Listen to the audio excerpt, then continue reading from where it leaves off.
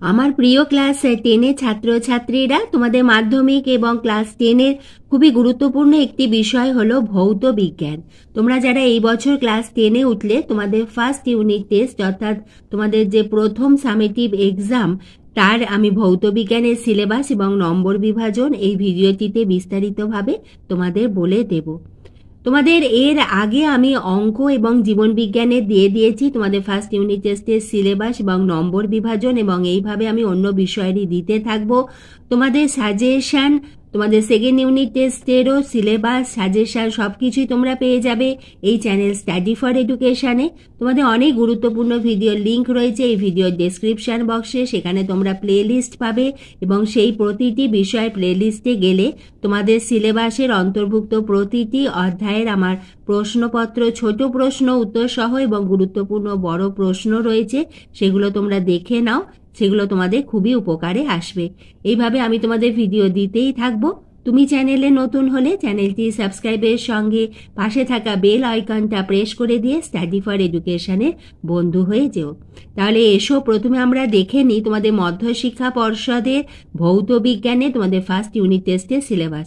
এইটা আমি তোমাদের বলছি মধ্যশিক্ষা পর্ষদের যে সিলেবাস, কিন্তু ফার্স্ট এবং সেকেন্ড ইউনিটের ক্ষেত্রে তোমাদের স্কুল কিন্তু কিছু সিলেবাসের পরিবর্তন করতে পারে।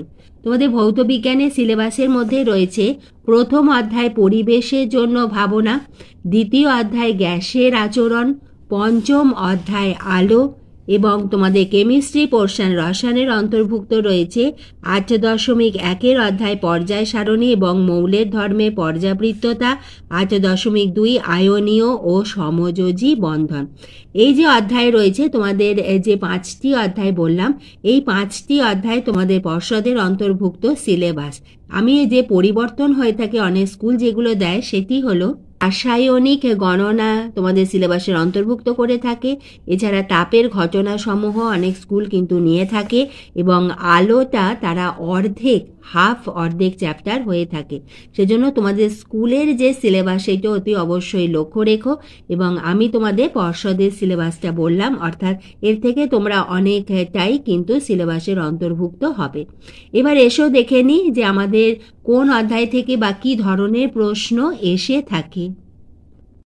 তোমাদের ভৌত বিজ্ঞানে যে প্রশ্ন এসে থাকে সেটি হলো এমসিকিউ 1 মার্কসের, এসএকিউ প্রশ্নমান 1-এর প্রশ্ন এসে থাকবে, প্রশ্নমান 2-এর প্রশ্ন এবং প্রশ্নমান 3-এর প্রশ্ন।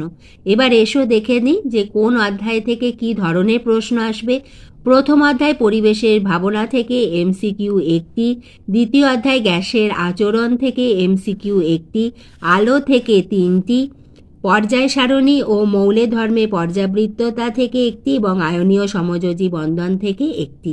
এইভাবে থাকছে মোট 7টি এমসিকিউ। এবার দেখে নিই প্রশ্নমান 1-এ প্রশ্ন। পরিবেশের জন্য ভাবনা থেকে 2টি এসএকিউ, গ্যাসের আচরণ থেকে 2টি, আলো থেকে 3টি এবং তোমাদের পর্যায় সারণী ও আয়নীয় সমযোজী বন্ধন থেকে একটি করে প্রশ্ন থাকবে। প্রশ্নমান 2-এর প্রশ্ন পরিবেশের জন্য ভাবনা থেকে 1টি, গ্যাসের আচরণ থেকে 1টি, আলো থেকে 1টি 2 মার্কসের প্রশ্ন থাকবে এবং পর্যায় সারণী থেকে 1টি এবং আয়নীয় সমযোজী বন্ধন থেকে 1টি, অর্থাৎ প্রতিটি অধ্যায় থেকে 1টি করে 2 মার্কসের প্রশ্ন তোমাদের করতে হবে।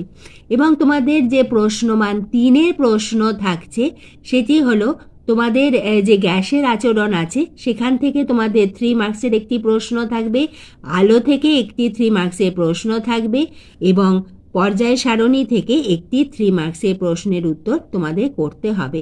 এইভাবে তোমাদের ভৌত বিজ্ঞানের লিখিত পরীক্ষা হচ্ছে মোট 40 নম্বরে, এবং তোমাদের আর 10 নম্বর প্রজেক্টে থাকে। এইভাবে তোমাদের প্রথম ইউনিট টেস্ট হয়ে থাকে মোট 50 নম্বরে।